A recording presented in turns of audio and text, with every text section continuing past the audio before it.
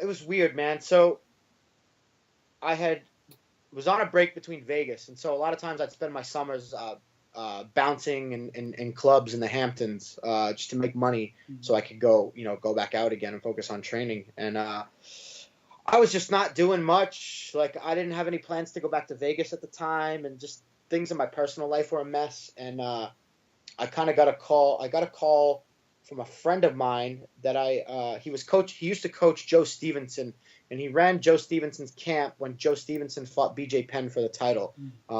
So he remembered me somehow and said, "Hey, BJ Penn needs a training partner for the Frankie Edgar rematch, and yeah, you might have to train with Dominick Cruz a little bit too. Are you interested?" I was like, "Fuck yeah!" Like, I've got nothing going on, More, I was excited to train with BJ. I really didn't give a shit about training with Dominick at the time. So I packed my bags. I got the soonest flight I could, headed out to San Diego, got picked up. My coach's wife, Eric Del Fierro's wife, picked me up at the airport, and I didn't really understand what was going on. I just was going to train, you know what I mean? I wasn't going to be anybody's training partner, like, even though that was the agreement, like, yes, like, I was going to train. And showed up, and I believe Dominick was getting ready for the first Scott Jurgensen fight, if I'm not mistaken. And, yeah, he had just won the title from Bowles, I think. WEC days. I think it was Brian Bowles. Yeah, WEC days still. So I show up at the gym, and yeah, I help him a little bit, but I'm more interested in just getting the work in, kind of getting, things going back on track training wise. And yeah, I just really like the style. I guess Eric saw an ability of me to, to transfer over what I had, and that role was usually filled by one of the fighters on the team who felt kind of strong in that area.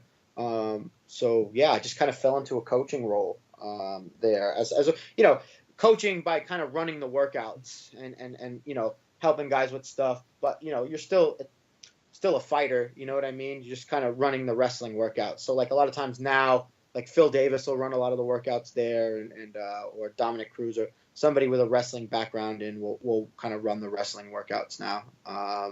And yeah, and I did a lot of the grappling stuff there as well, for a couple of years, and it was awesome. Eric, probably been my biggest influence overall, coaching wise. I think he just doesn't get enough credit. He's a brilliant strategist. So, like, striking wise, he understands distance, range, and stuff very, very well. And then, on the grappling aspect, he knows he's not the most knowledgeable grappler.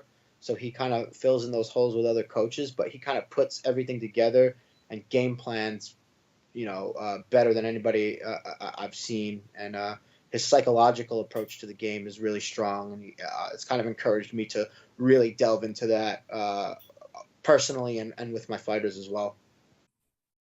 Kumite Radio is brought to you by Supplement Warfare. Go to supplementwarfare.com.au for all the best supplements on the planet. Use coupon code Kumite Radio at checkout to get 10% off all orders.